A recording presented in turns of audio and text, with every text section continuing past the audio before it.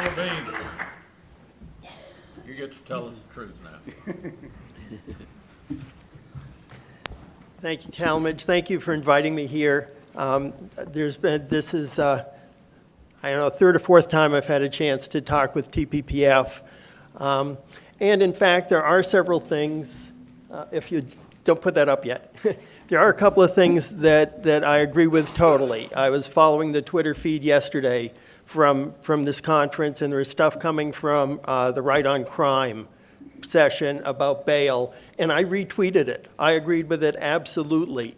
I know that TPPF has problems with a lot of the business tax incentives.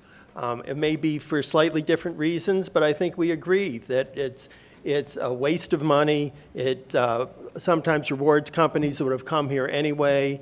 It rewards outside companies to the detriment of companies that are already in Texas and doing good business here. So we have that and overlap. And in fact, interestingly, I overlap a lot with what the professor, you'll see some of our slides are almost the same, and the issues he raises are very similar to the issues I address, but we come to slightly different conclusions. So what I'd like to do is go through my PowerPoint and then leave time for some of the theoretical discussion among the four of us, because I think it could be very useful to try to work these things through. But now let's start with, should Texas eliminate the property tax? And my answer is no. This is where we separate. Ha! Okay, you've been warned.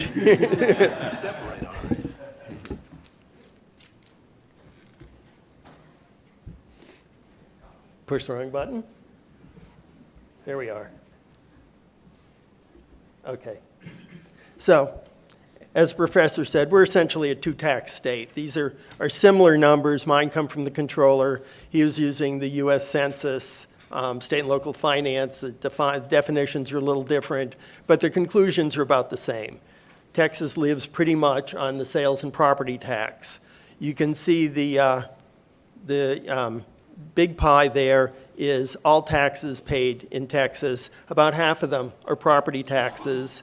And when you look at the sales tax, both the state sales tax, which is 6.25%, and the local sales tax, which can be up to 2 cents, and it's usually in urban areas, it's the city and the transit authority in most cases. That's about another third. And then down around 7 o'clock there, other state taxes, that's everything. That's the severance tax, that's the alcohol tax, that's the gasoline tax, insurance premium tax, all other taxes. So essentially, it's property and sales. And then the smaller pie on the right is where the sales tax goes. About half of it goes to schools, and the other half gets split pretty much evenly between cities and counties and special districts, which means community colleges, hospital districts, and then all the other, however many thousands of there are now, of all sorts of other little bitty special districts. Now, who pays? I think that the senator may have mentioned this, which is it's mainly homeowners, or at least single-family residential, includes rentals, of course, but it's single-family homes, and most of the rest is commercial and industrial. You can see that ag land is just a teeny round 10 o'clock there, is just a teeny little sliver because of the ag exemption. Whatever their market value is, they really only have to pay on what's called their productivity value. So it's only tiny. Oil and gas, these numbers are a little bit out of date. That's possibly a little bit bigger now. Multifamily residential, one important thing to remember about this is it's being paid by the owner of the apartment house. But in the end, the final incidence, the final burden is on the renter. Obviously, if you're the landlord and you're having to pay property taxes along with your other expenses, you figure that out, you add that in to the cost of to what you're going to charge in rent. So even renters pay property taxes, and you can see there's other odds and ends, obviously. But when we're talking about who pays, it's homeowners and it's businesses. Now, let's start talking numbers. This is similar to the pie chart I showed you. About half of all the taxes are property taxes, about a third are sales taxes, and about 20% is everything else. But what we're going to do is start looking at that $52.2 billion. That's how much is coming in all property taxes. And now I want to go through some of the numbers to see what it would take if you wanted to if you wanted to eliminate property taxes and replace them with the sales tax, what would it take? So first, this is where as I mentioned, about half of the property tax goes to schools. The other half gets split, city, county, and special districts. So I'm going to start with the easy part, with just schools. I think the representative mentioned the school M&O tax. That's a maintenance and operations tax. That's for annual expenses. It's mainly salaries, teacher salaries and other salaries, utilities, gas or diesel for the school buses. In addition, there's the INS, which stands for Interest and Sinking Fund. That's the debt service tax. Those are for the bonds that the school districts have floated. Obviously, and I think somebody else has mentioned this, that would be a lot more difficult to replace because those are all bond covenants. Whoever bought those bonds bought them knowing that there's a certain amount of property that's being taxed, and the tax rate will change in order to maintain those payments. So the easiest subdivision of all property taxes to look at is the school M&O tax. So that's going to be our target. The current school M&O tax, about $25 billion. The current sales tax coming in at 6.25% is about $30 billion. So just in very rough numbers, if 6 cents of sales tax brings in $30 billion, each 1 cent of sales tax will bring in about 5, maybe a little bit less. And what we're aiming for is a total revenue of about $55 billion. That's the current school M&O sales property tax plus the current state sales tax, which we'd want to continue for all the other things that the state has to pay for. So 55 divided by 5 comes out to about 11. Well, how come I said 13 there? The reason is, obviously, as the sales tax goes up, the total price to the consumer is going to go up, and they're going to buy less. So you won't collect $5 billion per penny anymore. You'll be collecting a little less. So you need to raise the sales tax a little higher to bring in that revenue. And there have been bills filed, and the LBB has written the fiscal notes, and so that's the official estimate. And they estimated that to bring in roughly $55 billion would really require a 13% state sales tax. Plus, we're going to leave the cities and counties alone for the moment, so they get their 2 cents. We're up to 15-cent sales tax, or in other words, more than double what the current it's not quite double what the current total sales tax is, but it would be an increase from 6.25 to 13. That's more than double in the state sales tax. So here we are. These are all the states. Some of them don't even have a sales tax. You can see, well, you can't see because it's too tiny, but it's Oregon, New Hampshire. I can't read the other two, Montana and Delaware. Thank you. And you can see where we are. We're smack dab in the middle, 24th out of all the states. And you can see on the chart we're the red line in the middle. So that's all right. You know, we don't stand out. It doesn't have really any impact one way or the other in business locations. But if you go up to 15% that I said was necessary just to replace the school M&O taxes, you can see what happens. We're on the far left, and we're significantly higher than any other state. This makes it very difficult for businesses in Texas because what they will have to charge their customers is significantly higher than they would have to charge their customers if they were selling in any other state. So why sell in Texas? Now, this is another issue that's already been raised, and I think we may agree on this. There's a real problem with local control, because now you're centralizing all the school taxes, and they're all going to come into the state and then have to be distributed back out to the state. So let me remind you that actually there was a compression done in 2006. I think the representative mentioned he'd like to compress taxes, and it's been done once. It was in response to the state Supreme Court opinion in 2005.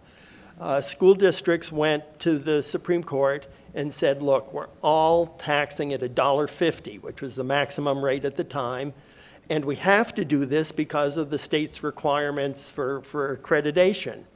In other words, the state is forcing us all to be at this very same tax rate. Well, that's essentially a state property tax, and you may know the Texas Constitution prohibits a state property tax. I think that was done in like 1979, around the same time as the tax wrote in California. So the Supreme Court said, you are right, that is an unconstitutional system. What the legislature did is they said, okay, everybody that's at $1.50, you have to drop your rates by a third to $1, but don't worry, we will make it up to you in state aid, so you'll be no worse off. And then they reformed the franchise tax. It's now referred to as the margins tax because it's being calculated differently than it was before. And that's how we got down to $1. And then schools could go back up from that. And they could get, I don't want to get too complex here, but the first 6 pennies up over $1 were called golden pennies because they were very highly enriched. The state promised school districts that they would get actually a yield pegged to Austin's yield. Austin, you know, is a very property wealthy city. And they could go up to $1.04 with a vote of the school board, but above that, they would have to go to their voters. So out of our 1,000 school districts, 900 and some went to $1.04 right away. I mean, it was a bargain, and they took it. But from now on, almost every school district in the state needs voter approval to raise their tax rates. So we already have something similar to the rollback rate that I think the senator mentioned, where you need voter approval. Only here, it's for any increase in sales in property tax. So you already have a property tax with a lot of taxpayer protections in it. And then the second point is, if there were no local school property taxes, communities would lose touch with their schools. You could no longer get together and say, look, we think it is worth it to us to raise our property taxes so we can reduce class size, or we can pay our teachers more, or whatever it is they think the needs of their own community are. They would lose that control. There would be nothing they could do if they wanted to put more money into their schools except go to the legislature and ask for more money, but then everybody would get more money, so obviously the amount that would come down to their specific district would just be dust. So that's a good conservative value, local control, and I think having no school M&O property tax, replacing it all with the sales tax, would be a violation of that principle. Now, one problem with the sales tax is its volatility. And I think the professor, when he was listing the characteristics of a good tax system, talked something about it needs to be reliable, needs to be stable. And this is what's happened to the sales tax since 2000. You can see that's 5 down years out of 18. That's not very good. That's nearly a quarter of the time the sales tax is down. And the problem is because it's very sensitive to economic conditions. And you know, we had certainly in 2009 and 10, we had some real problems, and also earlier and actually more recently. So it's hard to change the sales tax rate. You can't move it up and down every year. Everybody would have to change their checkout machines. It'd be really disruptive. So you were pretty much stuck with whatever comes in with the sales tax up and down. In contrast, with the property tax, we didn't go back quite so far, but you can see since 2006, there's only been 1 down year. Now, now schools actually, it's difficult for them to change their tax rates. With cities and counties, if their property values go up and they want to collect only the same amount of money, they can lower their tax rate, apply to the higher property values, come out even, and that's where you get into the debate about rollback rates and how much more they should be able to take in. But at least there's some flexibility there with the property tax compared to the sales tax, where you're pretty much riding the roller coaster wherever it's going to take you. Now, it's frequently said, and it is true, a better tax would be a broader base with a lower rate that would be less disruptive to the economy. And now this is something that I hear from all sides. There is, the controller has a biennial publication called Tax Exemptions and Tax Incidents. And the tax exemption part It's very useful. It lists every exemption for the sales tax, the property tax, and the other major taxes, and how much revenue the state is giving up by granting that exemption. So people look at the bottom line down there. You can see it's nearly $35 billion, and people say, what's the problem? We'll just get rid of these exemptions. We'll have a ton of money. We can use it to replace property taxes. But it's not that simple. So we can just go through these just line by line really quickly. The first line, which is a big chunk of it, $14 billion, is things that are taxed by other law. Insurance premiums, the motor vehicle sales tax is literally technically a separate tax, gasoline, diesel, whatever. So what you would be doing is, let's say when you buy a gallon of gas, you're paying, I think, 18-point-something% federal tax, plus another 20-cent state gasoline tax, and then you'd be adding whatever the sales tax is on top of the price that already includes those other two taxes. That is not a good idea. That is double taxation. Next one down, property used in manufacturing. It's also a chunk of money, almost as much. That's in materials and machinery and packaging. Well, the same thing. If a manufacturer is buying some raw material, having to pay sales tax on that, then they process it into whatever their final product is and sell it, and the consumer has to pay the sales tax on the final product. They're paying a sales tax based in part on the tax that was on the raw material. That's called pyramiding, and it distorts markets, and it is a bad idea. You shouldn't have taxes on taxes. It's another example. Then we get food. This is something that even from the beginning of the sales tax in Texas in 1960, whatever, we have not taxed groceries. And I think the feeling is there are certain necessities of life that should be available to you without having to pay taxes in order to get them. Groceries is one.